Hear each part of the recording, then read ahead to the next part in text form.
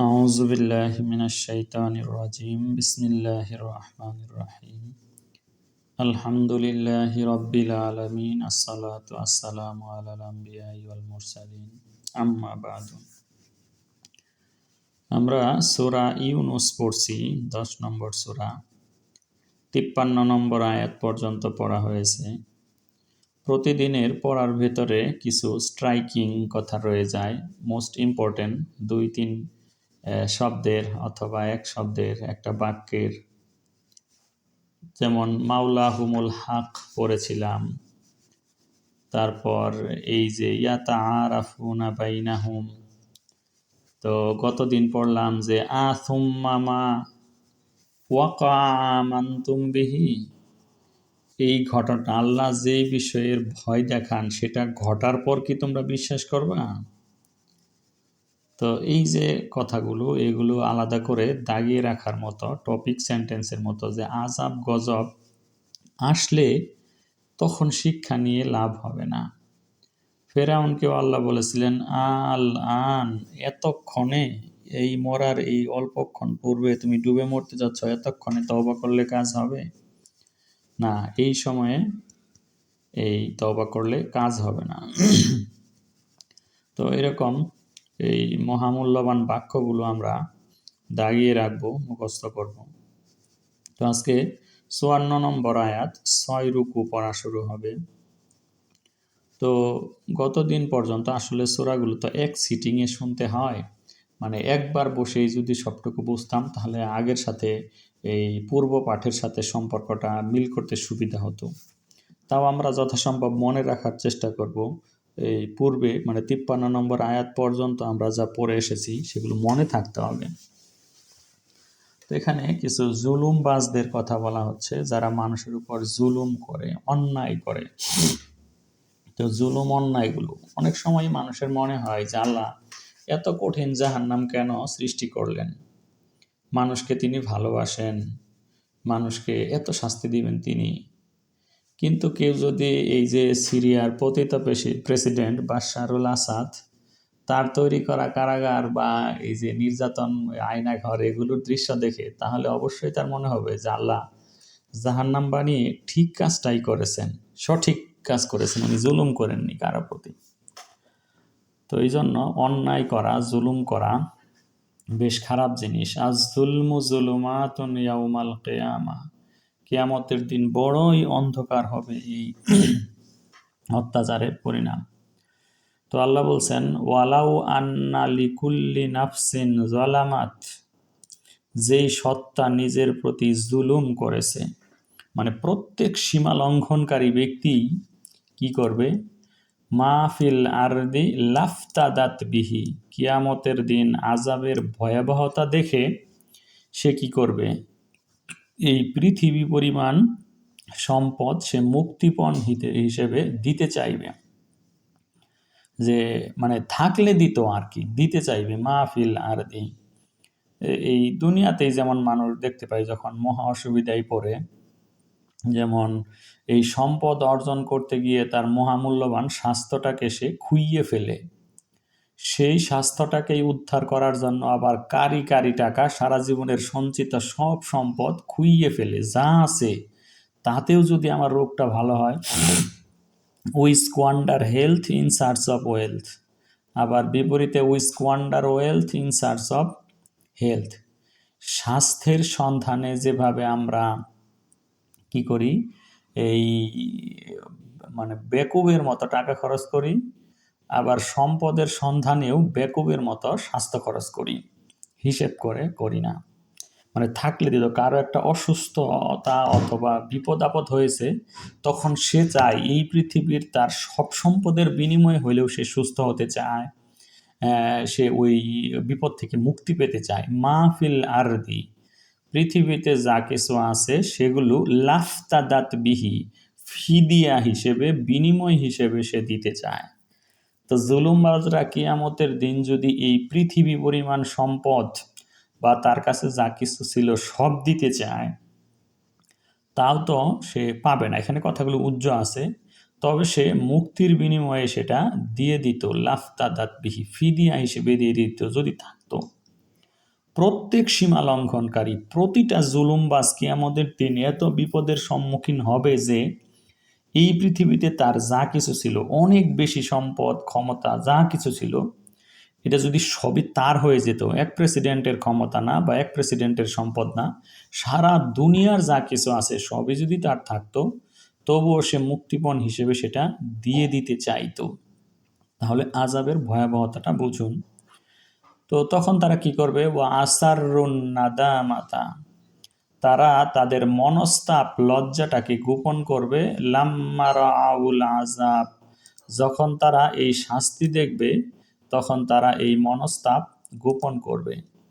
শাস্তির কথা, অপমানের কথা কেউ কখনো বলে বেড়ায় না। মানুষকে বলে না, শুনছেন আমার কিন্তু এই যে ডিমোশন হয়েছে, অথবা শুনেছেন আমাকে সেখানে ধরে সবাই মারপিট করলো, এমন কথা মানে মানুষ বলে না। মানুষ সাকসেস স্টোরিটাই মানুষকে শোনাতে চায়। কিয়ামতের দিনও এই এই পাপের বদলে আল্লাহ তাদেরকে যে শাস্তিটা দিবেন এটা তারা গোপন করতে চাইবে। আসারুন নাদামাতা, মনস্তাপটা, না না কিছু হয় নাই এরকম বলবে। মানুষের সামনেও তো লজ্জা আছে তারা যা করেছিল। তো ওয়াকুদিয়া বাইনাহুম বিল কিস, তাদের মধ্যে কিস্তের সাথে, ন্যায়ের সাথে ফয়সালা করে দেয়া হবে। ওয়াহুম লা ইউজলামুন, তাদেরকে জুলুম করা হবে না। তো এরপর আল্লাহ সাবধান করে দিচ্ছেন, আলা সাবধান, ইন্না লিল্লাহি মা ফিস সামাওয়াতি ওয়াল আরদ, ইন্না লিল্লাহি, নিশ্চয় আল্লাহর জন্যই, মা ফিস সামাওয়াতি, আকাশে যা আছে তাও আল্লাহর, ওয়াল আরদি, এবং পৃথিবীতে যা আছে তাও আল্লাহর। কিন্তু আমরা ভুলে যাই যে আল্লাহ মনে হয় ঊর্ধ্ব জগতে, মালাউল আলা, যে উপরে যে তার রাজত্ব বা রাষ্ট্র ক্ষমতা, এটা উপরে, নিচে না। নিচে মানুষ যার যার রাজা, বাদশাহ, মন্ত্রী, এমপি, প্রেসিডেন্ট এদের মতোই চালাবেন না। ফিস সামাই যিনি ইলাহ, ওয়াফিল আরদি তিনি ইলাহ, আকাশে যিনি ইলাহ, জমিনেও তিনি ইলাহ। আলা ইন্না ওয়াদাল্লাহি হক, সাবধান, জেনে রাখো তোমরা যে আল্লাহর ওয়াদা সত্য। কিন্তু ওয়ালাকিন্না আকসারাহুম লা ইয়ালামুন, বেশিরভাগ মানুষ সেটা জানে না, অবগত না। আল্লাহর প্রতিশ্রুতি সত্য, আল্লাহ ধরবেন। এই পৃথিবীতে যে যত অন্যায় অনাচারী করুক, কিয়ামতের দিন তার সমুচিত বিচার আল্লাহ করবেন। সমান সমান, একদম সমান ও বিপরীত প্রতিক্রিয়ার মতো যে যা করেছে তার পূর্ণ শাস্তি তিনি দিবেন। হুয়ায়ু হি, তিনি জীবন দান করেন, ওয়ায়ু মিতু, তিনি মৃত্যু দান করেন, ওয়া ইলাইহি তুরজাউন, এবং তার দিকেই তোমরা ফিরে যাবে, তোমাদেরকে ফিরিয়ে নেওয়া হবে। এই যে এতগুলো কথা, আজকে একটা পরিণামমূলক কথা বলা হলো যারা সীমা লঙ্ঘন করে। এর আগে তো অনেক কথা বলা হলোই, অনেকভাবে নবীজি মক্কার কাফেরদেরকে সতর্ক করলেন, এটা করো ওটা করো, এখনো কি করবা না, তাহলে কি তোমরা বিপদ আপদ আসবার পর ঈমান আনবা, অনেক কথাই বললেন। তো 54-55টা 56টা আয়াত নাজিল হলো। এরপর শুধু মক্কাবাসী না, পুরো মানব জাতির উদ্দেশ্যে আল্লাহ বলছেন এই কোরআনের গুরুত্বটা বোঝার জন্য, ইয়া আইয়ুহান নাস, হে মানব জাতি, কাদ জাআতকুম, তোমাদের কাছে এসে গেছে, মাউইজাতুম মির রাব্বিকুম, তোমাদের রবের পক্ষ থেকে, মাউইজাত, উপদেশবাণী, উপদেশপত্র, নসিহতনামাটা এসে গেছে। ওয়া শিফাউন, এবং আরোগ্য, লিমা ফিস সুদূর, তোমাদের অন্তরে যা কিছু আছে তার আরোগ্য। তোমাদের অন্তরে যে অসুখ বিসুখ, রোগ বালাই, নানা প্রকারের ধারণা এগুলো যে আছে সেগুলোর সব আরোগ্যকারী, মনের যত জিজ্ঞাসা, সব জিজ্ঞাসার উত্তর সব এখানে এসে গেছে। মাউইজাতুম মির রাব্বিকুম, তোমাদের রবের পক্ষ থেকে মাউইজাত বা উপদেশপত্র, নসিহতনামাটা এসে গেছে। তোমাদের রবের পক্ষ থেকে যে নসিহত, নসিহত না শুধু, তোমার অন্তরের যত রোগ বালাই আছে সব নিরাময় করবে। ওয়াহুদান, এবং হেদায়েত, পথ প্রদর্শন, গাইডেন্স, ওয়া রাহমাতুল লিল মুমিনিন, এবং মুমিনদের জন্য রহমত হিসেবে এই কিতাবটা এসে গেছে। এত ভারী একটা আয়াত, পুরো মানব জাতিকে ডেকে, শুধু মক্কার আরবের কিছু লোককে না, শুধু এই পৃথিবীর 150 কোটি মুসলমানের জন্য না, পুরো মানব জাতিকে ডেকে আল্লাহ বলছেন যারা কোরআনকে বিশ্বাস করে না তাদের প্রতিও, যে তোমরা শুনে দেখো, এই যে তোমাদের বিশ্বাস করো আর না করো, তোমাদের সৃষ্টিকর্তা তো একজন আছেন। আমি তো আর আমাকে সৃষ্টি করিনি। নাস্তিকও বলতে পারবে না যে তার নিজেকে সে সৃষ্টি করেছে, তার বাবা মা তাকে সৃষ্টি করেছে, এটা সে বলতে পারবে না। সে বলতে পারবে যে অবশ্যই আমি সৃষ্ট, কিন্তু আমি নাম জানি না। অথবা সে বলবে যে আমি স্বীকার করি না। যারা স্বীকার করে যে তার একজন স্রষ্টা আছে, সে লেজিটিমেট, বৈধ। আর যে স্বীকার করে না কিন্তু জানে যে তার একজন কি এই স্রষ্টা আছে, স্বীকার করে না, সে ইলেজিটিমেট বা অবৈধ, জারজ। সে জারজ সন্তানেরও পিতা থাকে কিন্তু সে স্বীকার করে না, সেটা হচ্ছে কথা। স্বীকার করে না, আছে ঠিক কিন্তু স্বীকার করে না, এই কথাটা মনে রাখতে হবে।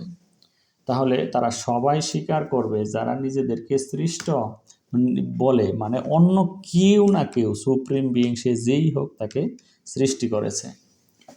তো এদের জন্য কথা হচ্ছে যে তোমরা যে যেভাবে চলো না কেন, এই সংবিধান বানাও, দেশ চালানোর নীতি বানাও, কিন্তু তোমাদের প্রতিপালকের পক্ষ থেকে একটা উপদেশপত্র, নসিহতনামা এসে গেছে।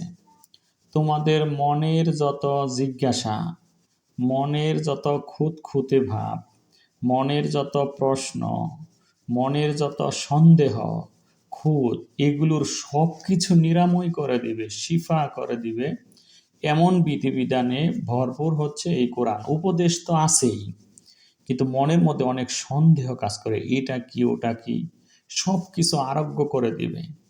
আরও সামনের পথে যা কিছু করা প্রয়োজন সে বিষয়ে হেদায়েত বা পথ নির্দেশ করবে। এই সময়ে এটা কি করা উচিত, মহা বিপদের মুহূর্তে ইনস্ট্যান্টলি কি করা উচিত। মুসা বিপদে পড়ে নীল নদীর সামনে দণ্ডায়মান, এখন কি করবেন মুসা? মুসার সঙ্গীরা বলছে, ফাকাল আসহাবু মুসা ইন্না লামুদরাকুন, হে মুসা ভাই, আমরা তো ধরা পড়ে গেলাম, আমাদের পেছনে ফেরাউন আর সামনে হচ্ছে নীল নদী। এই যে নদীর কিনারে, তখনও মুসা বলছেন, ইন্না মাইয়া রব্বি সাইয়াহদিন, আমার সাথে আমার রব আছেন, তিনি অবশ্যই আমাকে পথ দেখাবেন। সাইয়াহদিন, নিজে হুদা, পথ দেখে। আমরা যত, যে কোনো সেক্টরের নিত্য নতুন উদ্ভূত যত বিপদে বা সমস্যায় পড়ি না কেন, সব কিছুরই গাইডেন্স বা দিক নির্দেশনা এই কোরআনে রয়েছে। ওয়া রাহমাতুল লিল মুমিনিন, এটি মুমিনদের জন্য রহমত, দয়া, আল্লাহ দয়া করে এগুলো দিয়েছেন।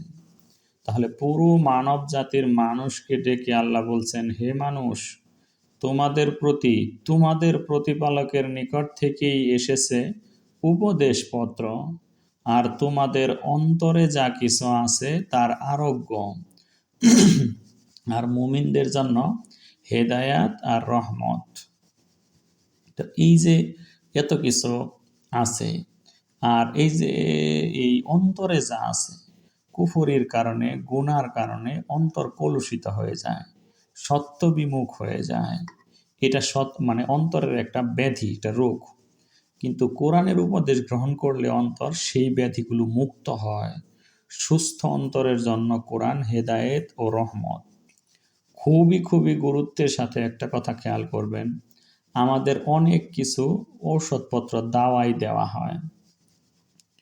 তো এই ঔষধপত্রগুলো আমরা খাই, ওষুধ খেয়ে আমরা কি করি, সুস্থ সবল হই। তো বিভিন্ন রোগের জন্য বিভিন্ন রকমের ঔষধ রয়েছে।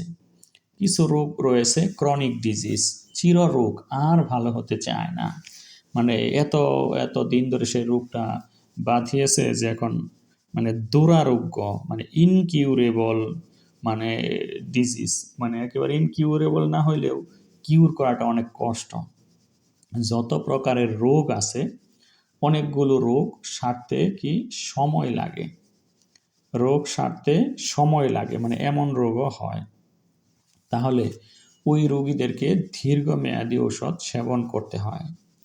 তাহলে মানুষগুলো কোরআন বিমুখ জীবনযাপন করে যে তাদের অন্তরটাকে রোগগ্রস্ত করে ফেলেছে। আবারও বলছি, কোরআন বিমুখ জীবনযাপন করে মানুষের যে রোগগুলো হয়েছে, অন্তর ভর্তি রোগ, সে কুফরি করেছে, মুনাফিকি করেছে, অন্যান্য অনেক গুনাহ, পাপাচারী, ফাসিকি করেছে। তাহলে এত এত গুনার কারণে কুফরি, নিফাকি, ফাসেকি এগুলো করে তার অন্তরটাকে কলুষিত আর সত্য বিমুখ করে ফেলেছে। এই যে অন্তরের ব্যাধিটা হয়েছে, নিয়মিত একটু একটু করে কোরআন শুনে দাওয়াই একটা মানে এই বটিকা, এটা সকালে একটু কোরআন শোনা, বিকেলে একটু কোরআন শোনা, এভাবে দীর্ঘমেয়াদী কোরআন শুনলে মনের যত রোগ রয়েছে সব সেরে যায়। আমাদের হৃদয়গুলোও অসংখ্য রোগে আক্রান্ত, নাম না জানা। এই যে কুফরি, নেফাকি আর ফাসেকি এগুলো তো রোগ আছেই, তাছাড়াও বহু সংখ্যক সন্দেহ রোগ আছে, সংশয় রোগ, আরো নানা রকমের রোগ আছে। এই অন্তরের রোগের একমাত্র আরোগ্য হচ্ছে কোরআন শোনা। আবারও বলছি অত্যন্ত জোর দিয়ে, অন্তরের যত রোগ আছে সেগুলো সারাবার একমাত্র উপায় কোরআন শোনা। তো এই কোরআন শুনে কোরআনের উপদেশ গ্রহণ করলে ধীরে ধীরে, বলে না আপনার তো যে রোগ অনেক দিন সময় লাগবে, 7 দিনই ভালো হবে না, টানা 2 বছর আপনাকে ওষুধ খেতে হবে, এমন বলে। হ্যাঁ, অনেক রোগ আছে যে আরো ধীরে ধীরে সেরে যায়। তো এইরকমের একটা শুদ্ধি অভিযানের জন্য, ওই অন্তর পবিত্র করার জন্য কোরআনের উপদেশ একদম রোজ দুবেলা করে সকাল সন্ধ্যা সেই কোরআনের বটিকা সেবন করতে হবে, সকাল সন্ধ্যা শুনতে হবে। তাহলে ধীরে ধীরে আশা করা যায় সেই অন্তরটা ব্যাধিমুক্ত হবে। সুস্থ অন্তরের জন্য কোরআন তেলাওয়াত শোনা, কোরআন থেকে হেদায়েত পাওয়াটা অত্যন্ত জরুরি।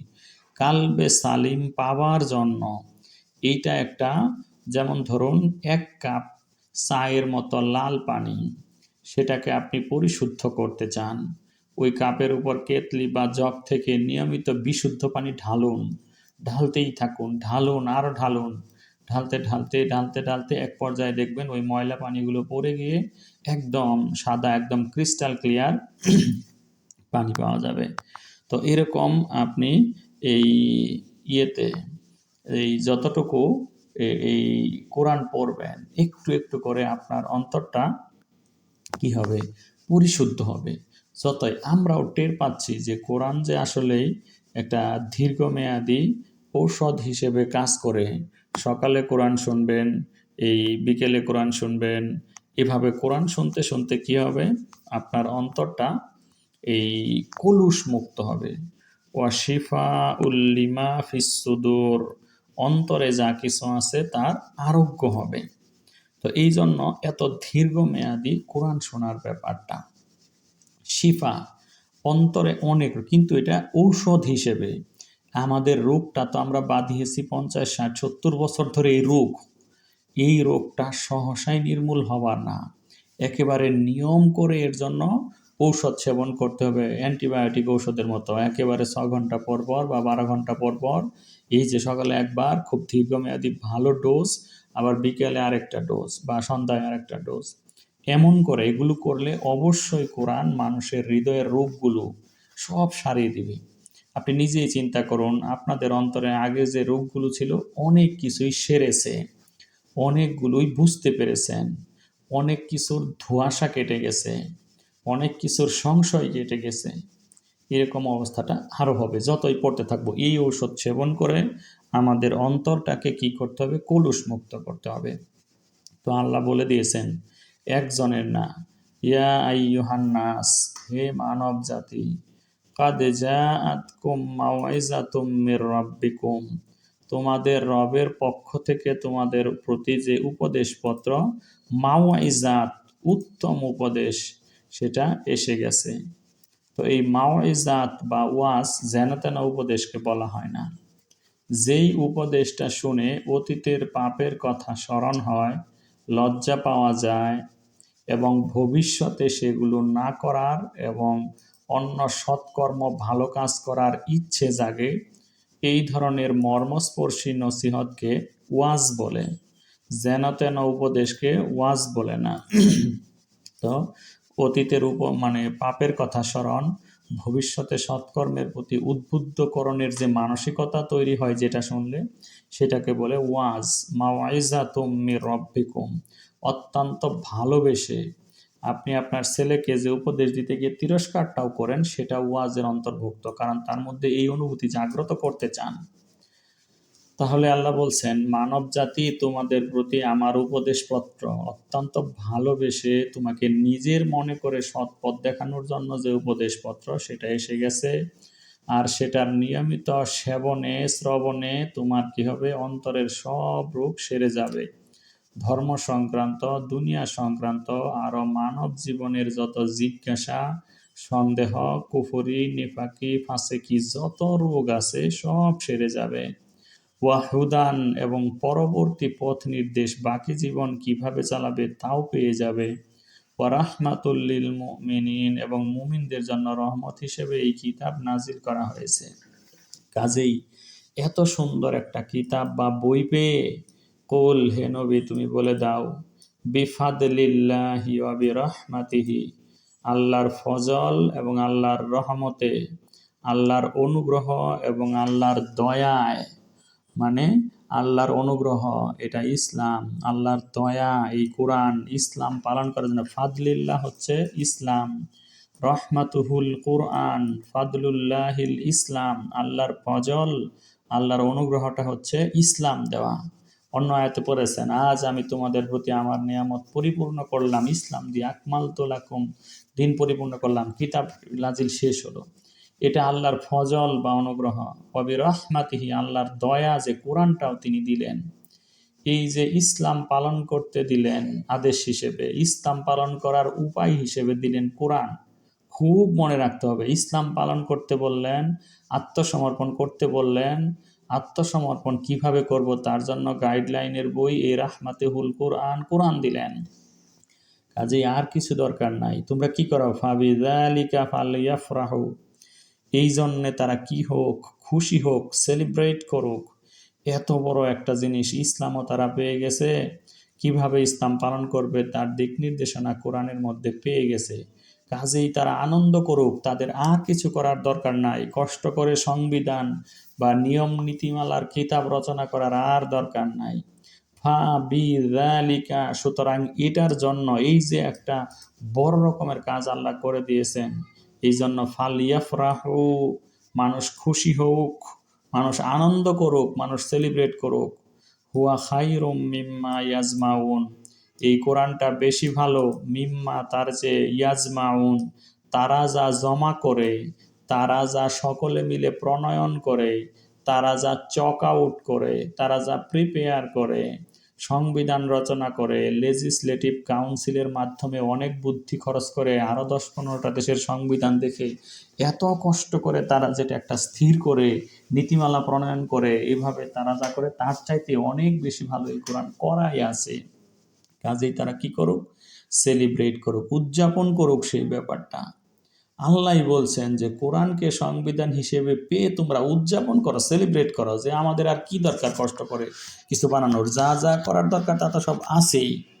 কোরআনটা এই রকমের ডিটেইল পথ প্রদর্শক, মুমিনদের হৃদয়ের রোগ একটু একটু করে সেবনে দূর করনেওয়ালা, আর রবের পক্ষ থেকে উপদেশ। তো গেল এইটুকু একটা থ্রেশহোল্ড। এরপরের অংশটা হচ্ছে কুল, হে নবী বলে দাও। এখন তো কিতাব পড়ে জীবনযাপন যারা শুরু করেছে তাদের জন্য কিছু বলা, যারা ইসলাম মানা শুরু করেছে তাদের জন্য কথা হচ্ছে, আরো আইতুম, তোমরা ভেবে দেখেছ কি, মা আনজালাল্লাহু লাকুম মির রিজকিন, আল্লাহ রিজিক হিসেবে তোমাদের জন্য যা নাজিল করেছেন এগুলোর ব্যাপারে তোমরা একটু ভাবছ কি? ফাজাআলতুম মিনহু হারামা ওয়া হালালা, তোমরা তো এগুলোর মধ্যে অনেকগুলোকে করেছো হারাম আর অনেকগুলোকে করেছো হালাল, মানে ভাইস ভার্সা, উল্টা করেছো। আল্লাহ যেটাকে হালাল করেছেন তোমরা সেটাকে হারাম করেছো, আবার পক্ষান্তরে আল্লাহ যেটাকে হারাম করেছেন তোমরা সেটাকে হালাল করেছো। কুল, হে নবী বলে দাও, আল্লাহু আযিনা লাকুম, আল্লাহ কি তোমাদেরকে এই কাজের অনুমতি দিয়েছেন? আম আলাল্লাহি তাফতারুন, নাকি তোমরা আল্লাহর প্রতি মিথ্যারোপ করতেছ?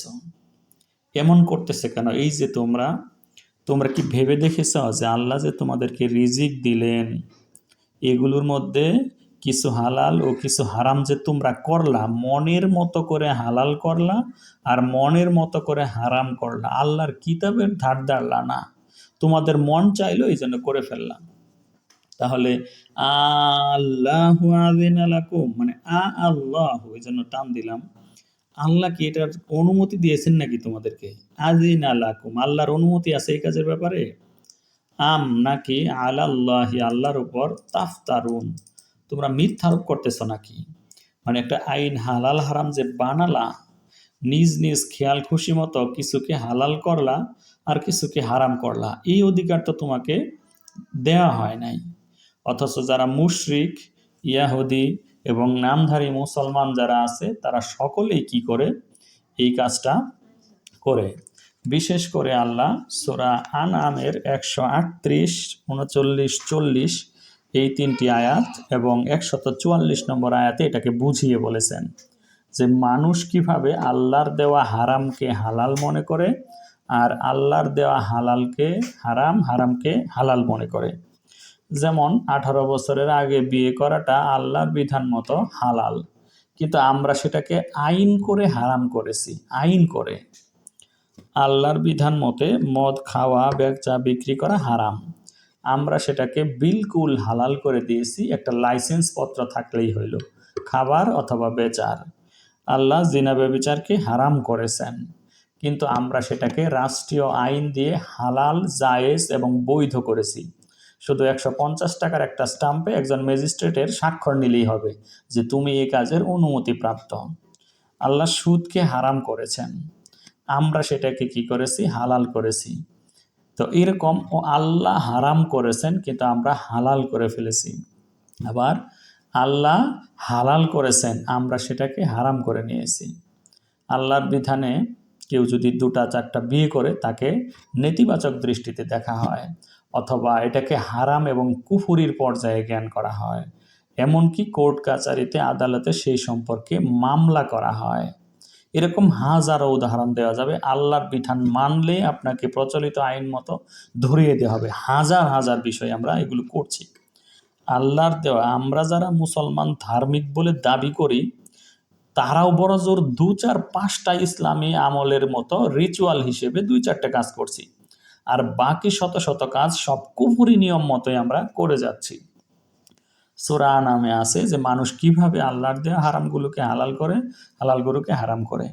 তাদের ধারণা অনুসারে নানা প্রকারের লোক আছে, সব ক্যাটাগরির কথাই আল্লাহ বলেছেন। এই যে পীর মুরিদের দরবারে মাজারে সিজদা দেয় এমন লোকের কি অভাব আছে? কোটি কোটি লোক, শত কোটি লোক সেই মাজারে সিজদা দেয়, আল্লাহ ছাড়া গায়রুল্লাহকে সিজদা করে। এটা নেহায়েত সংখ্যায় কম নয়। কোটি কোটি লোক মাজারে মানত করে, কারি কারি টাকা, মানে একটা দেশের বাজেট হয়ে যাবে এই পরিমাণে টাকা কোনো একটা মাজারেই পাওয়া যায়।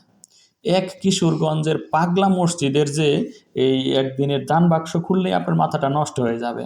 ওই যে মির্জাগঞ্জ মরহুম ইয়ারউদ্দিন খলিফা, আরো কত বড় বড় যে কোনো একটা পীরের দরবারে গেলে আপনার মাথাটা নষ্ট হয়ে যাবে, এত পরিমাণে টাকা সেখানে। তো কিছুদিন আগে এই শেরপুরে একটা পীরের বাড়িতে লুট হয়েছিল।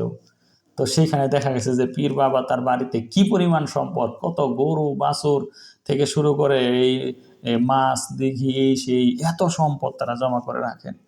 কিন্তু এগুলো যে শিরক, হারামিপনা, সম্পদ জমা করা হারাম, এটা তো আমরা আল্লাহর বিধানে, আল্লাহর দিন বিক্রি করে টাকা পয়সা সেগুলো নিয়ে হারাম। যেই মসজিদের নামাজে ইমামতি করে ইমাম সাহেব বেতন নেন, সেখানে দাঁড়ানো আল্লাহর ভাষায় কঠোরভাবে নিষিদ্ধ।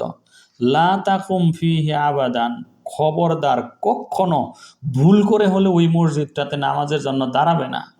লা মাসজিদুন উসসিসা আলা তাকওয়া মিন আউয়ালি ইয়াউম, যেই মসজিদটা প্রথম দিন থেকেই তাকওয়ার ভিত্তির উপর স্থাপিত হয় নাই সেটাতে তুমি দাঁড়াতে পারো না। কিন্তু আমরা নিয়মিত দাঁড়িয়ে যাই, সেটাকে মসজিদ শব্দটাও বলি যে ওটা একটা মসজিদ, কখনো না, সেটা তো মসজিদ হলো না। কেউ জিনা ব্যভিচার করছে আর কেউ বলতেছে আমি তো এটা নিকাহ করছি, বিয়ে করছি, অন্যায়। কেউ সুদ খাচ্ছে আর যদি বলে যে এটা আমি সওয়াবের কাজ করছি, তাকে তো ঋণ দিয়েছি, এটা ভয়ানক রকমের অন্যায়।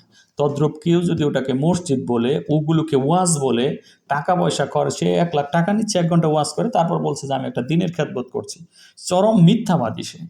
তো এইগুলো অসংখ্য। হালালকে আমরা হারাম করেছি, হারামকে হালাল করেছি। তো গবাদি পশু আর শস্য ক্ষেত্রের মধ্যেও অসংখ্য নিয়ম নীতি গ্রামে গঞ্জে আছে, ও জমিন বর্গা নেওয়া, বাগি নেওয়া, এই যে কট নেওয়া, এগ্রিমেন্ট নেওয়া, চোকানি নেওয়া, নানা প্রকারের কথা আছে। এতে আল্লাহর বিধান সম্পূর্ণরূপে লঙ্ঘন করা হয়। অনেকে আবার বলে যে এটা খাওয়া যায় না, ওটা খাওয়া যায়। এগুলো আমি কোরআনের আয়াতের বাংলা বলছি। কেউ কেউ বলে যে ওই গবাদি পশুর পিঠে চড়া যায়, ওটা চড়া যায় না, ওটার গোশত খাওয়া যায়, ওটার গোশত খাওয়া যায় না। এটা তাদের মনের মতো বলে, আল্লাহর দেওয়া নাজিল করা নিয়ম মতো তারা বলে না। আল্লাহর সম্পর্কে তারা মিথ্যা রচনা করে। অনেক এলাকাতে অনেক সম্প্রদায় তারা বলে যে গবাদি পশুগুলোর পেটে যা আছে সেগুলো আমাদের পুরুষদের জন্য নির্দিষ্ট। কেউ কেউ বলে যদি ছেলে হয় তাহলে আমরা পাবো, মেয়ে হইলে আল্লাহ রাস্তায় দান করে দিব, আর যদি মৃত হয়, এরকম নানা প্রকার নিয়ম নীতি আছে। আরও কি করেছে, বিশেষ করে সূরা আনামের 140 নম্বর আয়াতে আছে, কাদ খাসির আল্লাযীনা কাতালু আওলাদাহুম সাফাহাম বিগাইরি ইলম ওয়া হাররামু মা রাযাকাহুমুল্লাহু ইফতিরাআন আলাল্লাহ। এই যে এখানে সূরা ইউনূসে এই রিজিকের ব্যাপারটা শুধু খাদ্য বা এই যে এই ভাত তরকারি রুটি এগুলো না, সন্তান একটা রিজিক, মারজুক, রুজিকতু বিমাউলুদিন জাদিদ, আমাদের বাড়িতে একটি নতুন অতিথি আগমন করেছে, এভাবে বলা হয়।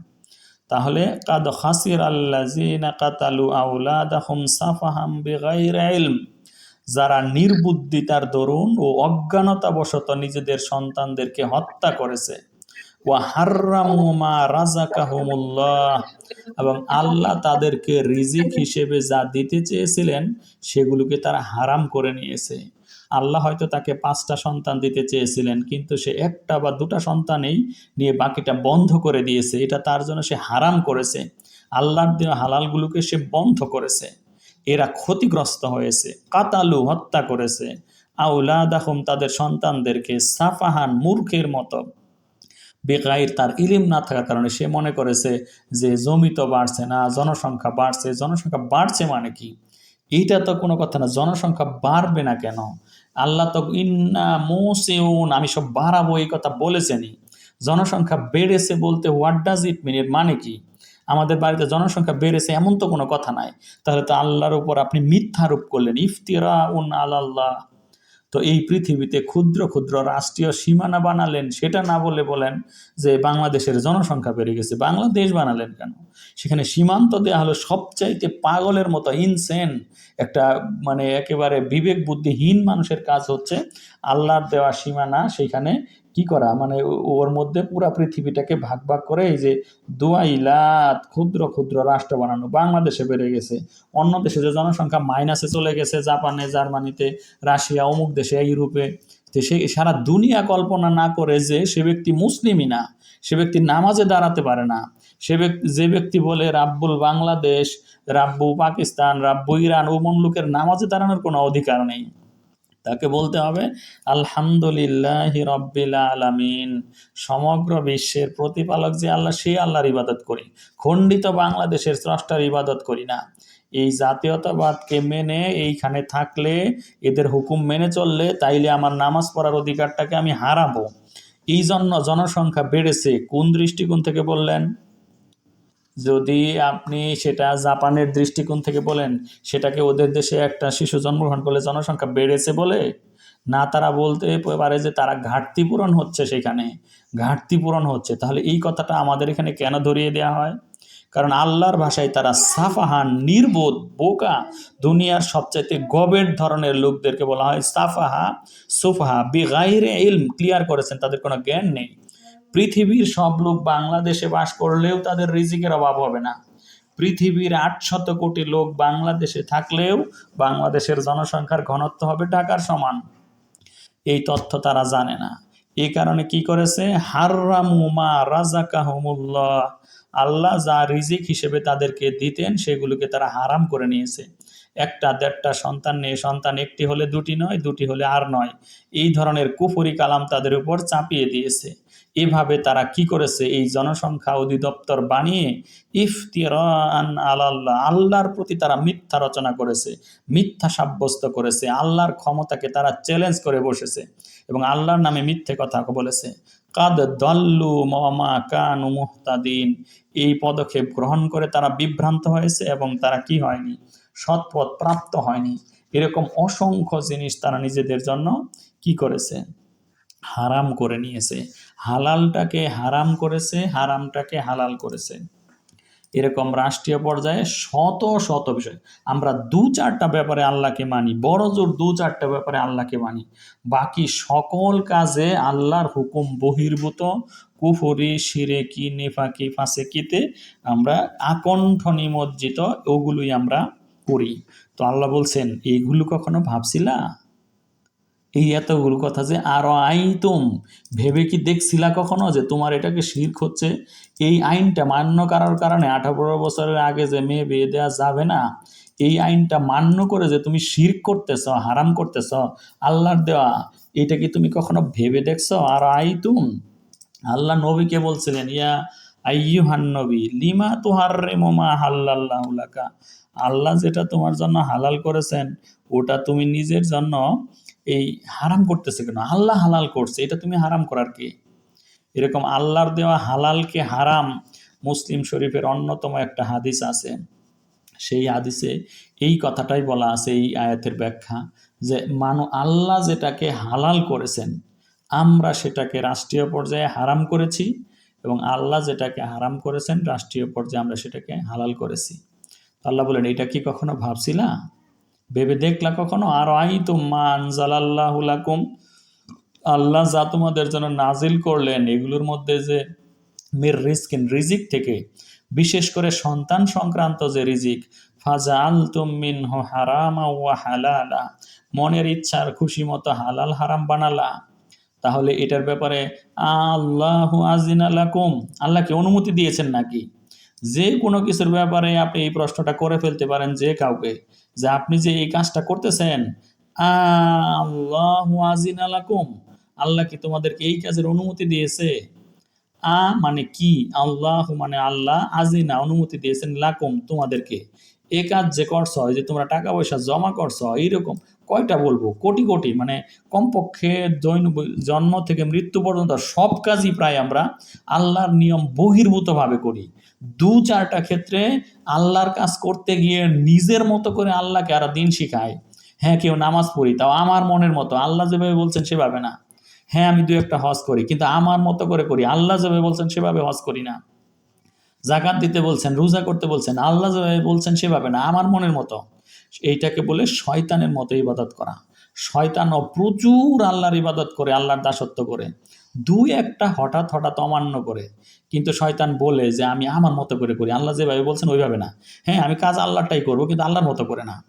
ঠিক আমাদের মতো, আল্লাহ আমাদেরকে কালিমা পড়তে বলছেন শুধু লা ইলাহা ইল্লাল্লাহ, আমরা বলি লা ইলাহা ইল্লাল্লাহ মুহাম্মাদুর রাসূলুল্লাহ, আমাদের মনের মতো করে, আল্লাহর মতো করে আমরা বলবো না কালিমা। নামাজ পড়তে বলছেন আল্লাহ, ইন্নাস সালাতা তানহা আনিল ফাহশাই ওয়াল মুনকার, নামাজ পড়লে সমাজ থেকে অন্যায় অনাচার কিছুই থাকবে না। নামাজ পড়ার আগে অনেকগুলো কাজ আছে, কিন্তু আমাদের কথা হলো যাই কিছু করিস নামাজটা পড়িস। কত বিপরীত, টোটালি আল্লাহর সঙ্গে কুফরি শিরকি করা।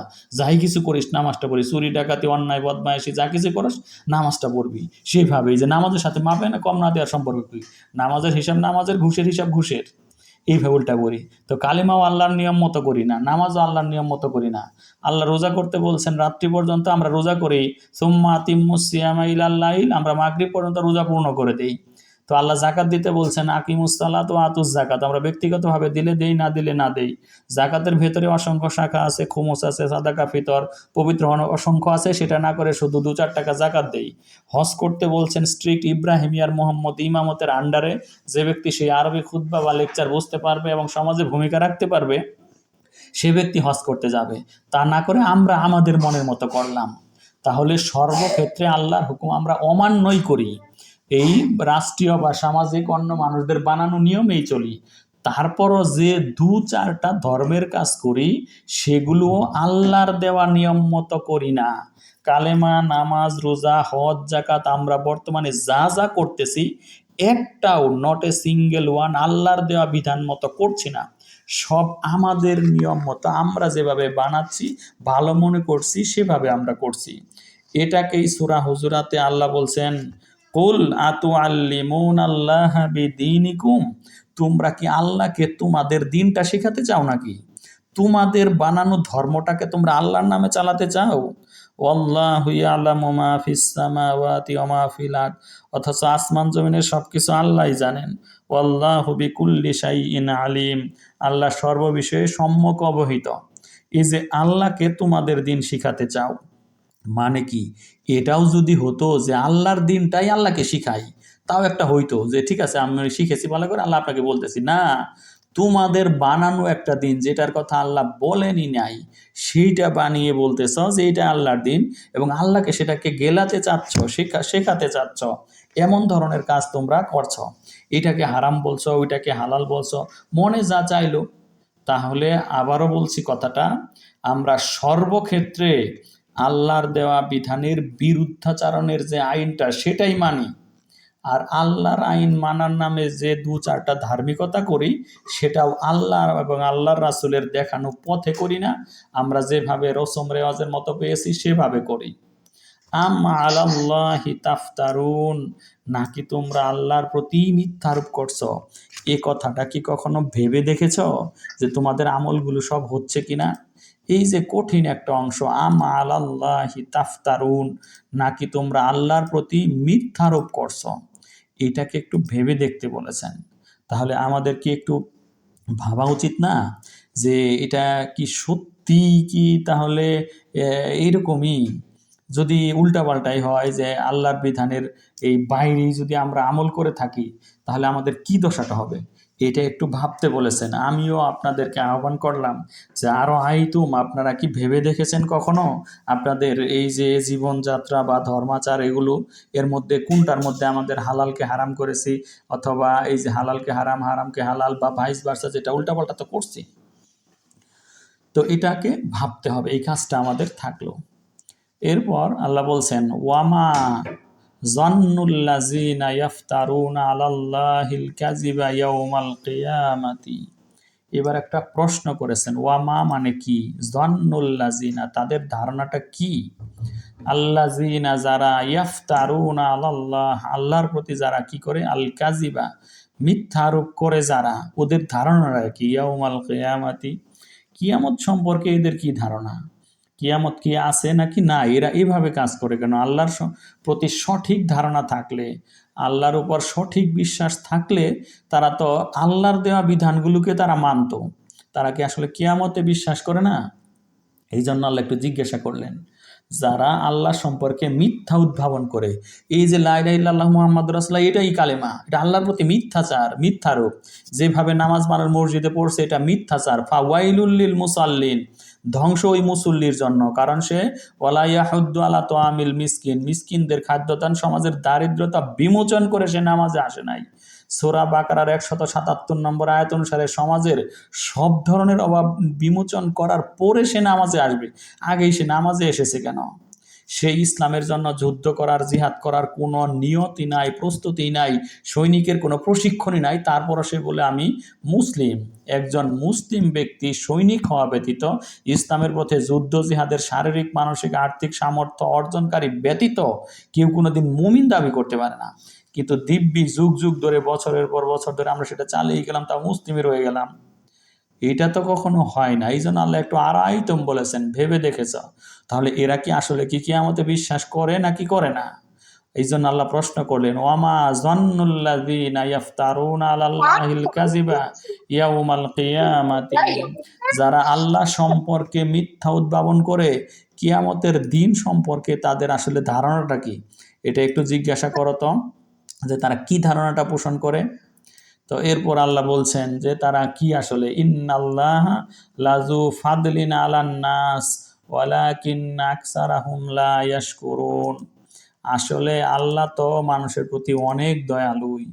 ইন্নাল্লাহ নিশ্চয় আল্লাহ, লাযু ফাদলিন অনেক ফজল ওয়ালা, অনেক অনুগ্রহ পরায়ণ, আলান নাস মানুষের উপর, ফাদলিন আলান নাস মানুষের প্রতি অনুগ্রহ হিসেবে এই যে কোরআন দিয়েছেন, বিফাদলিল্লাহি ওয়া বিরহমাতিহি, আল্লাহ মানুষকে ভালোবেসে আদর করে এর প্রতি অনুগ্রহ পরায়ণ হয়ে এদেরকে সব দিয়েছেন, জীবনযাপন পরিচালনার ব্যবস্থা, কিন্তু মানুষ আসলে হারামি হয়।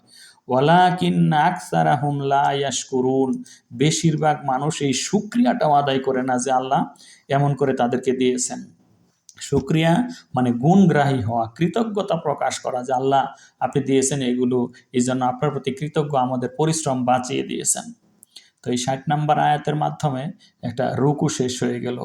আর পড়ব না আজকে, যতটুকু শুনলাম এইটুকুর ভেতরেই প্রথমত জানলাম যে আগের আয়াতের ধারাবাহিকতাই মনে রাখতে হবে। প্রত্যেক সীমা লঙ্ঘনকারী ব্যক্তি পৃথিবীতে যা কিছু আছে তাই দিয়ে তার আযাব থেকে মুক্তি পেতে চাইবে, তাদের মনস্তাপ গোপন করবে, এত কষ্ট এত শাস্তি তাদের হবে। তো আল্লাহ তাদের প্রতি ন্যায় বিচারের সঙ্গে ফয়সালা করে দিবেন, কারোর প্রতি জুলুম করা হবে না। আকাশেও যিনি আল্লাহ, জমিনেও সেই আল্লাহরই বিধিবিধান চলবে, তিনিই জীবন দেন, তিনি মৃত্যু ঘটান। 57 এবং 58 নম্বর আয়াতটা মুখস্থ করে ফেলবেন, সূরা ইউনূসের 57 এবং 58। হে মানুষ, তোমাদের প্রতি তোমাদের প্রতিপালকের পক্ষ থেকে এসেছে উপদেশ, আর তোমাদের অন্তরে যা আছে তার আরোগ্য, যত রোগবালাই আছে, কুফরি নেফাকি ফাসিকি সন্দেহ, সবকিছু রোগবালাই, আর মুমিনদের জন্য হেদায়েত আর রহমত। এই জন্য এই কিতাবটাকে, আল্লাহর অনুগ্রহটাকে পেয়ে, দয়া পেয়ে, এই জন্য আমাদের আনন্দ করা উচিত, সেলিব্রেট করা উচিত যে কোরআনকে একমাত্র আমরা আমাদের জীবন বিধান হিসেবে গ্রহণ করব। আমরা কষ্ট করে যা কিছু সংবিধান রচনা করব তার চাইতে এই কোরআনই অনেক বেশি ভালো। আর অবশ্যই আমাদের জীবনে আচরিত বা করা বিষয়গুলো ভেবে দেখতে হবে। আরও আইতুম, আল্লাহ জিজ্ঞাসা করেছেন যে তুমি ভেবে দেখেছো কিনা? আল্লাহ যে রিজিক হিসেবে যা দিয়েছেন এবং অন্যান্য জিনিসগুলো, আমরা যেগুলোকে হালালকে হারাম করেছি আর হারামকে হালাল করেছি, সেগুলোকে আবার একটু রিথিঙ্কিং, পুনরায় ভেবে দেখতে হবে যে আল্লাহ কি আল্লাহু আজিন আলানা, আল্লাহ কি আমাদের জন্য এটার অনুমতি দিয়েছেন, নাকি আলাল্লাহি নাফতারু, নাকি আমরা আল্লাহর নামে কি করতেছি, মিথ্যা আরোপ করতেছি। সেই জিনিসটার যাচাই। সবশেষ কথাটা গুরুত্বপূর্ণ যে আমাদেরকে যাচাই করতে হবে যে আমরা কি আমাদের জীবনে যা পালন করতেছি সেগুলোর ব্যাপারে আল্লাহু আজিনা লানা, আল্লাহকে আমরা আমাদেরকে অনুমতি দিয়েছেন এই কাজ করার, নাকি আমরা আল্লাহর প্রতি মিথ্যা আরোপ করিতেছি।